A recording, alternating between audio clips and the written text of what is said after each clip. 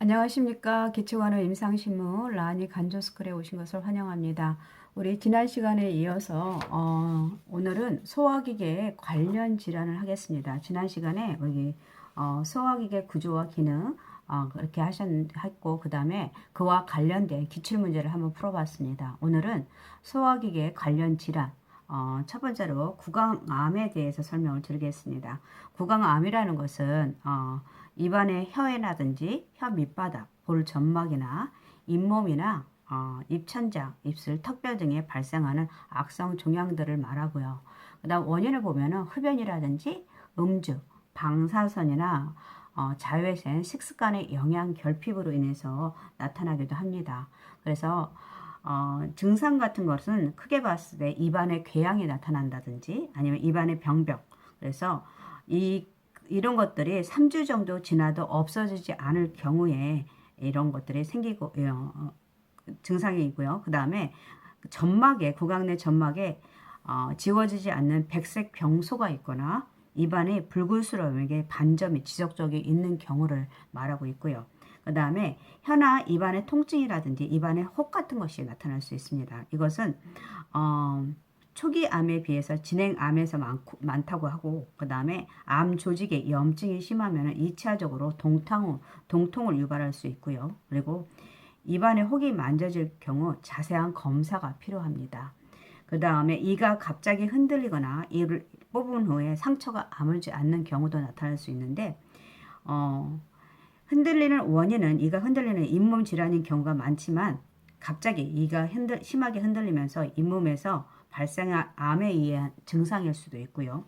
그리고 이를 뽑고 나서 대부분 2주 정도면 아물입니다. 근데 이것이 시간이 지나고 한 달 이상이 돼서 그 자리가 아물지가 않고 않는다면 검사가 필요한 경우고요.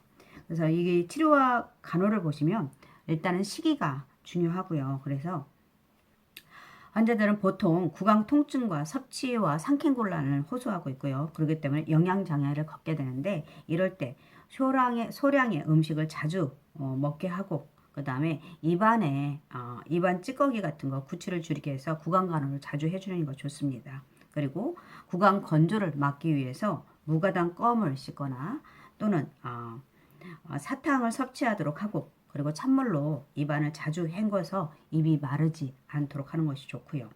그리고 구강암 수술을 한 후에는 우리가 위관 영양을 시작하게 되고 이때 그리고 우리가 위관 영양을 할 때는 일단은 우리 이런 튜브의 위치가 적절한지 내용물이 정확하게 정체되어 있는지 않는지 위관 영양에 대한 경관 영양에 대한 우리 그것도 확인해야 됩니다. 제대로 들어가고 있는지에 대해서. 그리고 이런 또 의사소통에 문제가 될 수 있습니다. 예, 그래서 기강은 절개술을 받을 수도 있기 때문에 의사소통에 장애가 생길 수가 있기 때문에 우리가 편리한 방법으로 뭐 제스처라든지 메모장 같은 것을 준비해 둘 수 있고요.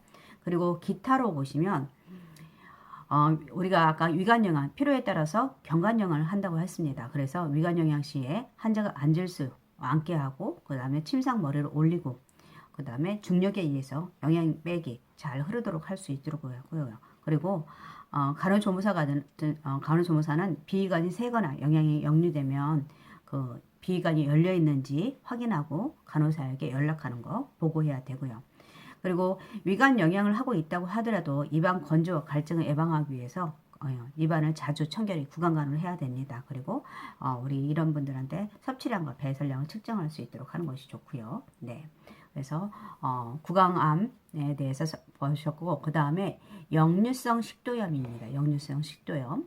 역류성 식도염은 뭐냐면 위에 위산이라든지 위 내용물이 식도로 역류해서 가슴 안쪽으로 타는 듯한 통증이나 쓰림 같은 것을 호소하는 경우입니다. 이렇게 해서 그쪽에 질환, 그쪽으로 염증이 생겨서 나타나는 질환이고 식도와 위 사이에는 식도 조임금이 있습니다. 우리 분문 관략근이라고 있었죠. 예, 그래서 이럴 때 식도 조임금이 있는데 음식을 삼킬 때와 트림할 때만 열리고 평상시에는 꽉 조여 있는데 이 내용물이 거꾸로 식도로 역류해서 역류하지 못하게 하는 역할을 하고 있습니다. 그런데 이 식도 조임금이 힘이 약해지거나 부적절하게 열리면서 위액이 식도로 자꾸 넘어가게 돼서 이 역류성 식도염이 생기는 경우도 있습니다.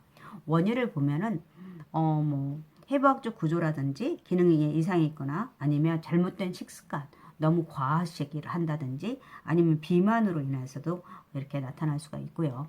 증상은 아까 말한 것처럼 가슴 쓰림이라든지 삼킨 곤란이라든지 산후 역류, 기침 같은 거 계속 식도가 열려서 약간 좀 그쪽으로 냄새 같은 거 역류될 수 있습니다. 그래서 기침 같은 것을 유발하기도 하거든요. 그리고 재채기 같은 거 그렇게 해서 우리가 간혹 이 기침이나 재채기에 나오니까 호흡기계 문제인 줄 알고 가서 호흡기계 이비인후과 가서 치료받게 되는데 이럴 때 정확하게 진단을 사정이라든지 정확하게 받을 수 있도록 우리가 할 수 있도록 하는 것이 좋습니다.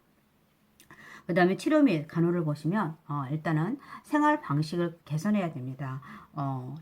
잘못된 식습관을 가지고 있으면은 뭐 새끼에 맞춰서 잘 식사할 수 있도록 하고 과식하지 않도록 하고 그 다음에 과체중이라면은 체중을 줄이도록 할 수 있도록 해야 되고요. 그리고 소량씩 자주 들 수 있도록 하고요. 그리고 하부 식도 간략근 압력을 낮추는 기름진 음식이라든지 술이나 담배, 커피, 초콜릿 같은 걸 삼가하는 것이 좋고 단백질 식품을 충분히 섭취하는 것이 좋고요. 그리고 식도 점막을 자극하는 신음식 같은 거 있잖아요. 신과일이라든지 토마토, 콜라 뭐 이런 탄산음료도 삼가해 주시면 좋습니다. 그리고 천천히 식사할 수 있도록 하시고 그 다음에 또 변비 같은 경우는 복압을 일으킬 수가 있습니다. 그래서 위산을 역류를 일으킬 수 있기 때문에 섬유질이 풍부한 식사를 할 수 있도록 하고요. 그리고 식사 시에 반듯하게 앉아서 먹도록 하고 식후에 바로 눕지 않도록 하고 우리가 그렇죠. 그리고 취침 전 2시간 이내에는 식사하지 않도록 음식을 먹지 않는 것이 좋습니다. 그 다음에 만약에 24시간 산도 검사상 약간의 역류가 심한 환자라든지 연동장애가 있는 환자들은 취침할 때 약간 높은 약간 높은 정도 그런 정도로 올리고 주무시는 것이 좋습니다. 네, 그렇게 해주시는 게 좋고요. 그리고 뭐 계속 이제 식사에 대해서 나오는데 시계 관리 같은 거, 네, 부드러운 식사로 소량씩 자주 하고 지방질이라든지 카페인, 너무 짜거나 짠 음식, 그리고 양념이 과다한 음식 줄일 수 있도록 하는 것이 좋습니다. 그 다음에는 소화성 궤양에 대해서 설명하겠습니다. 소화성 궤양이라는 것은 우리 위 점막이나 유문 또는 12장 점막 일부가 어떤 원인에 의해서 괴사가 되는 것을 궤양이라고 합니다. 그래서 이 궤양이 근육층까지 침범해서 이것이 심하게 되면 뚫어질 수도 있고요. 그래서 뚫어질 경우에는 뭐 이 내용물이 소화효소 등이 복강으로 나가게 돼서 복막염을 일으킬 수가 있습니다. 그래서 우리가 소화성 궤양이 침범하는 범위를 보면은 12장 궤양이 가장 높고요. 그 다음에 위궤양, 식도 궤양으로 할 수 있습니다. 네. 그리고 여자보다 남자에게서 4배 정도, 그리고 40세 이후, 네. 그 다음에 뭐 스트레스, 뭐 여러 가지 원인이 있죠. 예. 정신적 발생성, 사회생활에서 오는 스트레스라든지 심리적 갈등이라든지 신체적 스트레스, 심한 외상이나 화상 같은 전신 감염 이런 것들에 대해서 올 수도 있습니다. 그리고 헬리코박터 파일로로균의 감염에 의해서도 궤양이 올 수 있고요. 그리고 음식물에 대한 알러지 반응설도 있습니다.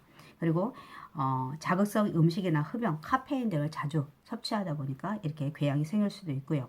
약물에 의해서도 이렇게 있는데 약물의 대표적인 약물 아스피린이라든지 호르몬 제제, 철분 제제, 히스타민 제제 같은 것이 이렇게 소화성 궤양을 일으킨다는 원인도 일으킬 수 있고요. 증상은 동통이죠. 네, 동통이고 그 다음에 공복시 또는 새벽에 밤 12시라든지 새벽 2시 정도에 굉장히 통증이 오고요. 쓰리고 아픈 동통이고 그 다음에 우측 어깨와 등 쪽으로 방사되는 통증을 호소하기도 합니다. 그리고 명치 쪽의 통증이라든지 그리고 심한 경우에 오심과 구토, 그 다음에 변비에 혈변 같은 것이 나타납니다. 그 다음에 치료 및 간호를 보시면 2주에서 3주 정도 안정과 충분한 수면, 네, 같은 거, 그 다음에 금주라든지 금연, 불안감을 제거할 수 있도록 예, 심리적으로 안정시킬 수 있는 것도 좋고요. 그리고 진통제, 아스피린 계통은 섭취를 하지 않도록 하는 것이 좋습니다. 그리고 우리가 십이지장 궤양과 위궤양의 차이가 뭐냐면 12지장 궤양은 보통 공복시 라든지 아니면 새벽에 통증을 호소하는데 위궤양 같은 경우는 음식 섭취 후에 통증이 나타납니다. 그래서 구토를 하고 위에 있는 복부 팽만감으로 해서 구토를 하고 나면 통증이 완화되고 그래서 이 두 가지 위궤양하고 12지장 궤양의 통증의 상태 같은 경우도 알아두시는 게 좋겠죠. 네. 그 다음에 위암이 있습니다. 위암 같은 경우는 뭐 이런 것들 뭐 40세 이상에서 남자 같은 경우에서 높고요. 그리고 악성 빈혈, 그 다음에 저염상, 우리가 위백에서 염산이 분비하는데 염산이 분비하지 않는 걸로 인해서 그 다음에 동양인에서 시골 사람 호발 부위는 유문 정도에서 나타나고요. 소공만부 분문이나 기저부선에서 위암이 나타난다고 합니다. 원인 같은 경우는 사실은 원인 불명이죠. 네. 그리고 짠 음식이라든지 가공된 음식이라든지 단백질이라든지 상한 음식 섭취, 흡연이나 가족력 같은 그 다음에 또는 헬리코박터 그런 것이 원인이 될 수가 있고요. 그 다음에 위액이 염산이 무산증 같은 것이 나타날 수도 있습니다.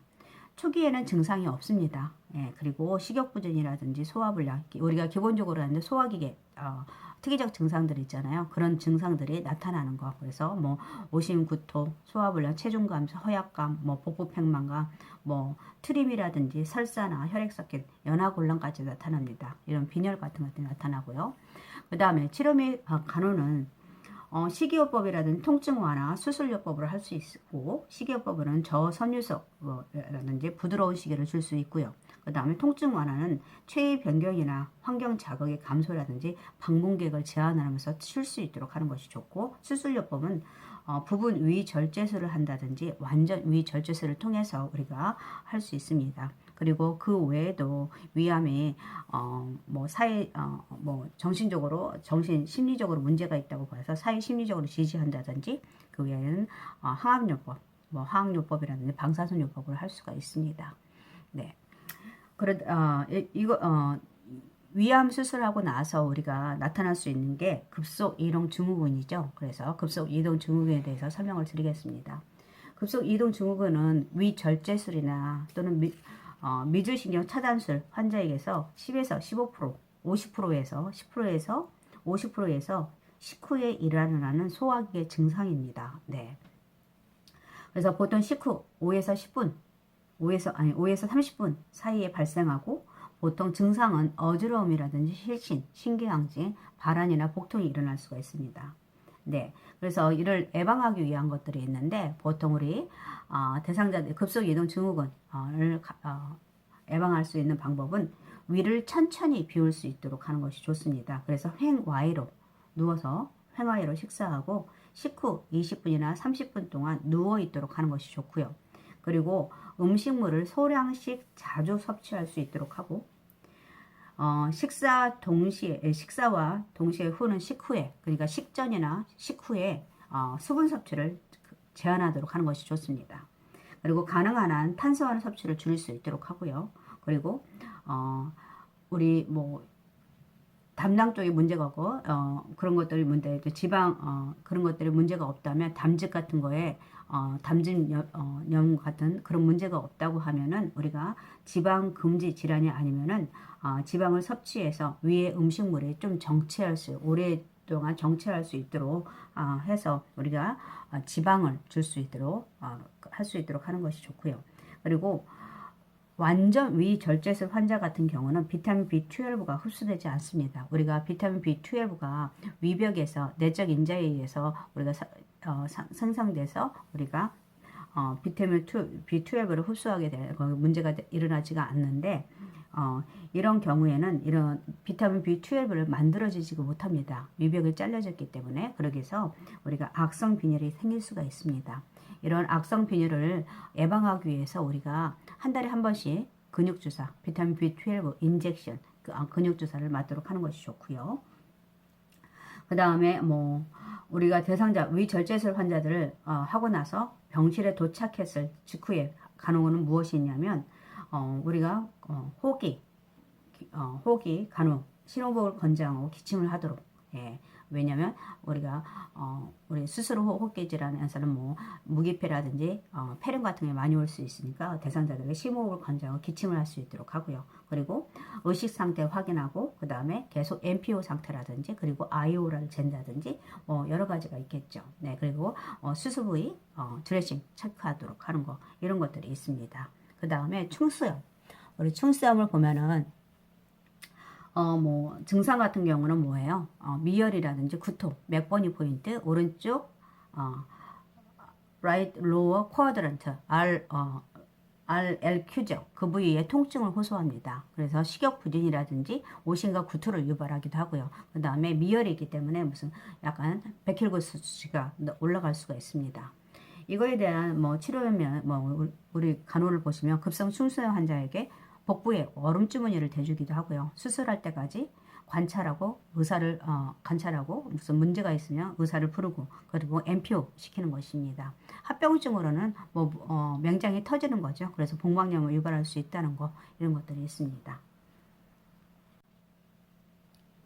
그 다음에는 국소회장염입니다. 그 국소염 크론 디지즈라고 하는데 그 다음에 우리가 소장이라든지 대장에 생기는 만성 염증성 질환을 말하고 있고요. 국소는. 그리고 회장에 생긴 경우를 국소회장염, 네, regional enteritis라고 설명하고 있고, 그 다음에 대장인 경우에 크론 대장염, 예, 크론스 디지즈라고 합니다. 그래서 증상을 보시면 원인 불명이에요. 원인 불명이고 그 다음에 원인은 원인 불명이고 환경적 요인이나 유전적 요인이 많다고 보이고 있고요. 그리고 증상은 복통이라든지 설사, 체중 감소, 때로는 혈변도 나타납니다. 이거에 진단적 검사로서는 우리가 뭐가 있냐면 상부 위장관 검사라든지 직장경 검사를 통해서 알 수 있고요. 그리고 보통 복통이 있을 때는 보통 장이 좁아져 가지고 이곳에 음식물이 이동하기 때문에 이쪽으로 음식물이 들어가서 그걸로 통해서 우리가 반복되는 염증이나 이런 것들이 생길 수가 있고요. 그 다음에 설사 같은 경우는 장유 궤양 부분에서 계속적으로 자극성 분비물이 대장을 보내기 때문에 나타난다고 합니다. 그 다음에 치료 및 간호는 잔유물이 적고 연한 음식을 섭취할 수 있도록 하고요. 예. 그리고 비타민이라든지 철분 섭취를 늘려야 되고 합병증으로는 장협착, 아까 누관이 생길 수가 있습니다. 이게 구멍이 날 수도 있습니다. 그 다음에 대장암 같은 경우는 대장에 발생하는 종양성 질환인데 보통 주로 나타나는 곳이 직장이나 S상 결장에서 많이 나타날 수가 있고요. 그 다음에 증상을 보시면 보통 혈변이라든지 변비와 설사라든지 아니면 하복부의 통증 그리고 점진적으로 허약감이 나타나고요. 복부 팽만감도 나타나고 그 다음에 체중 감소라든지 빈혈 같은 것이 나타납니다. 진단적 검사에서는 자멸 검사가 있을 수 있고요. 직장경 검사라든지 대장경 검사를 통해서 생검을 통해서 나타날 수가 있습니다. 치료 및 간호는 우리가 뭐 외과적 수술 같은 거, 그 다음에 화학요법, 항암치료제라든지 방사선요법을 할 수가 있습니다. 네, 그래서 이렇게 해주시면 되고, 그래서 우리가 대장암을 위한 생활 습관이 중요한데 육류라든지 달걀, 우유 제품, 샐러드에 넣는 드레싱이라든지 기름 등 같은 것은 음식물을 제한해서 지방질 섭취를 줄이는 것이 좋고요. 과일이나 채소같이 섬유질이 많은 음식물을 섭취할 수 있도록 하고 비만이 있는 경우는 체중 조절을 하고 그 다음에 금연과 가음 같은 것을 삼가하고 그리고 20세 이후에는 정기검진을 받도록 하는 것이 좋겠죠. 네. 그래서 이렇게 해주시면 되고 이제 대장암 같은 경우에 우리가 보통 이제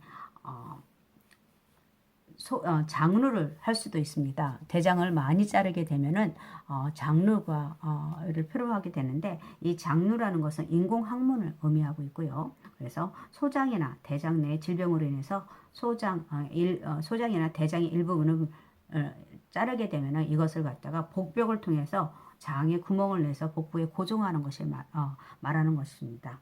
그래서 장르의 종류에 따라서 영구적 장르와 일시적 장르로 구분되는데 장르의 부위에 따라서 또 크게 회장 쪽에 소장 쪽에 문제가 있거나 아니면 장 쪽의 문제, 대장 쪽의 문제, 결장루로 나눌 수가 있고요.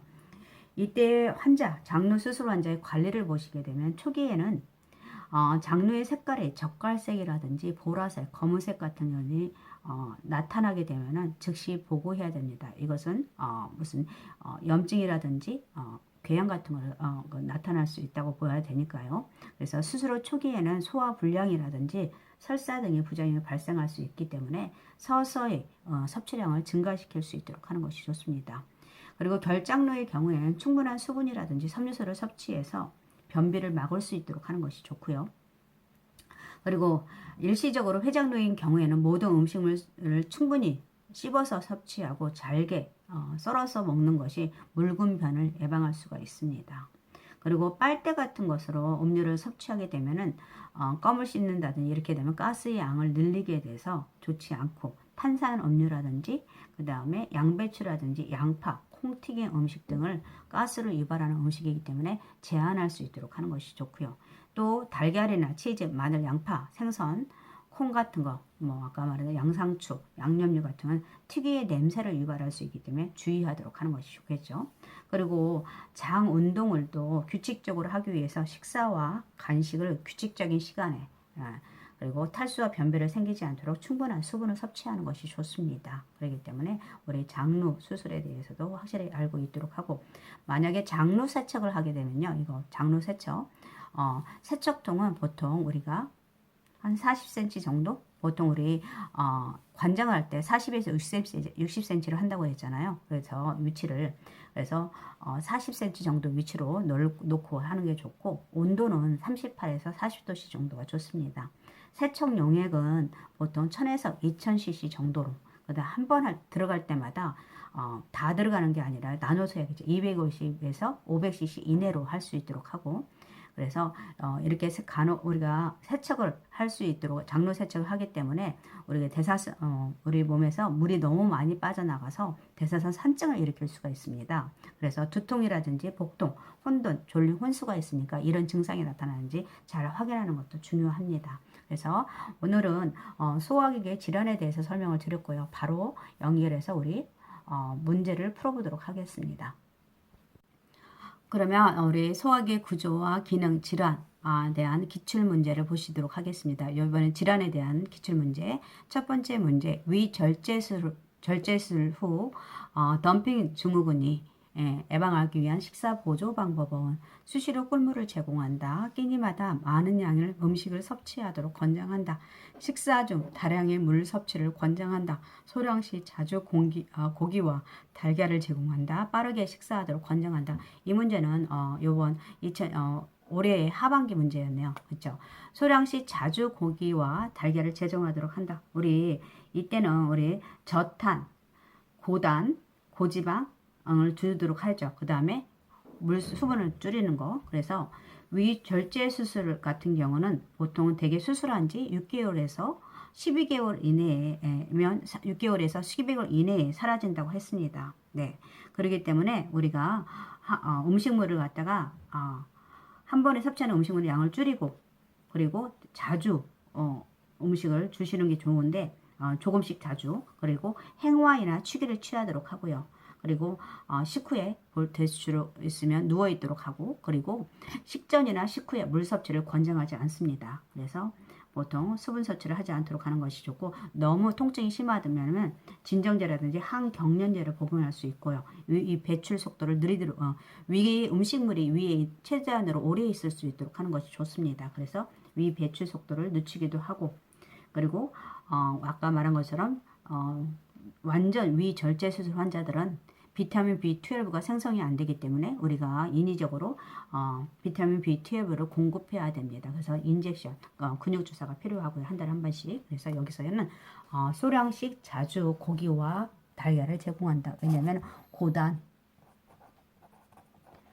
고지, 그 다음에 저탄, 그 다음에 저수분이겠죠. 예. 얘기를 하기 때문에 우리가 이게 맞습니다. 그 다음에 두 번째는 위장출혈 가능성이 높은 고혈압 환자에게 투여를 금지해야 하는 약물은이라고 했네요. 위장출혈, 위궤양 같은 환자들한테 코데인은 마약의 한 종류죠. 네, 아편제제이고 통증 완화나 어, 어, 기침 시에 사용할 수가 있습니다. 기침 같은 거. 아스피린 이거죠. 아스피린이고 니페디핀은 우리가 혈압약이고요. 혈압 강화제고 칼슘 차단제입니다. 겐타마이신 이거 겐타마이신인데 겐타마이신 같은 경우는 항생제죠. 네, 그래서 아미노 글루코사이드계 항생제이고 이거에 대한 부작용도 있습니다. 청각 상실이라든지 신경 같은 것이 신장에 손상할 수가 있습니다.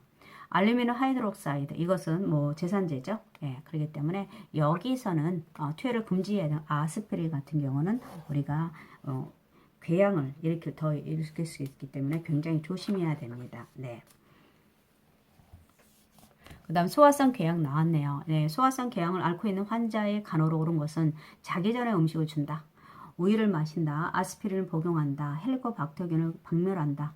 맵고 짠 음식을 준다. 라고 했는데 우리 여기서 보면 자기 전에 음식 주면 안 된다고 그랬죠. 12장 궤양 같은 경우는 우리 공복 시에 통증을 고소하기 때문에 안 되고 우유 같은 것은 산을 더 분비하기 때문에 안 되고 아스피린 절대 안 되는 약물이었고요. 헬리코박터균을 박멸한다. 이거 맞죠? 맵고 짠 음식을 준다. 예, 헬리코박터균에 의해서 우리가 나타날 수도 있습니다. 그렇기 때문에 우리가 이거를 박멸할 수 이 균을 내시경 해가지고 헬리코박터균이라고 하면은 이걸 갖다가 항생제 같은 거 복용해서 확실하게 박멸할 수 있도록 하는 것이 좋습니다. 이번에는 충수 네 번째 문제인데요. 다음 날 충수 절제술이 애정된 환자에게 수술용 금식에 대해 설명할 내용으로 옳은 것은 입이 마르면 껌을 씹으세요. 물 한 모금도 드시지 않도록 하세요. 얼음을 한 조각 물고 있는 것은 괜찮아요. 갈증이 심하면 이온 음료를 조금씩 드세요. 배가 고프면 사탕을 입안에 녹여 드세요. 이건 뭐냐면 우리 수술 전 금식이니까 MPO죠. 그러니까 물을 한 모금도 드시지 않도록 하세요라고 좋겠네요. 네. 그 다음에 충수 절제술이 끝나고 병실에 도착한 환자의 수술 직후 간호 보조 활동으로 옳은 것은 이라고 했네요. 환자가 물을 달라고 해서 주었다. MPO죠. 가스아웃이 아니었으니까 우리가 소변이 보고 싶다고 하여 변기를 대주었다. 아주 좋네요. 네. 수액이 빨리 떨어져 수액 밸브를 잠궜다. 아니고 의식이 돌아오지 않는 환자의 얼굴을 똑바로 눕혀주었다. 수술 후 48시간은 심상에서 절대 안전하도록 교육하였다. 우리 소변이 보고 싶다고 해 변기를 대주었다. 왜냐면은 우리가 수술하고 나와서는 우리 방광팩만 같은 경우로 인해서 절개선이 압력을 주어서 치유를 어렵게 하기 때문에 소변이 마려우면 참지 말도록 하는 것이 좋습니다. 그래서 답은 2번이 맞고요. 우리 이거는 MPO 해야 되죠. 깨서 방구가 아직 안 나왔으니까 MPO 장운동이 아직 안 들어왔으니까 수액이 빨리 떨어서 수액 밸브를 잠궜다. 아니죠. 우리가 MPO 상태이기 때문에 우리가 수분을 섭취해 주기 때문에 만지지 않도록 하는 것이 좋고 의식이 돌아오지 않았으니까 얼굴 똑바로 해주는 게 아니라 고개를 옆으로 해주는 게 좋고요. 그리고 수술 후 48시간 아니죠. 우리가 수술 후 의식의 환자들한테 뭐 해야 되냐 기침이라든지 호흡기 감염을 예방하기 위해서 기침이나 심호흡을 하도록 운동을 시켜야겠죠. 네, 호흡기 운동을 시켜야 되고 네. 그다음 6번 보시겠습니다. 충수 돌경 환자가 입원하였다. 가장 먼저 취해야 할 조치로 옳은 것은 관장을 해준다. 절대 관장 안 되죠. 따뜻한 보리차를 먹게 아니죠. 우리 MPO 시켜야 됩니다. 덤을 주무지 복주. 안 되죠. 만약에 아프다고 하면 우리 아이스백을 대줘야 됩니다. 복부로 덤을 주무를 대게 되면 염증을 더 악화시켜서 맹장이 터질 수도 있잖아요. 왜 안 되죠? 체온을 재도록 한다. 네, 미열을 호소할 수가 있습니다. 수술 날짜를 잡도록 한다. 아니고 체온을 재도록 한다. 이게 답이 되겠네요. 네. 의외로 제가 다 보지는 않았지만 이런 소화기계 구조 기출 문제는 한 이 정도 나온 것 같습니다. 그래서 오늘은 6문제를 풀어봤고요. 다음 시간에도 우리 계속 하도록 하겠습니다. 오늘 함께 해주셔서 감사합니다.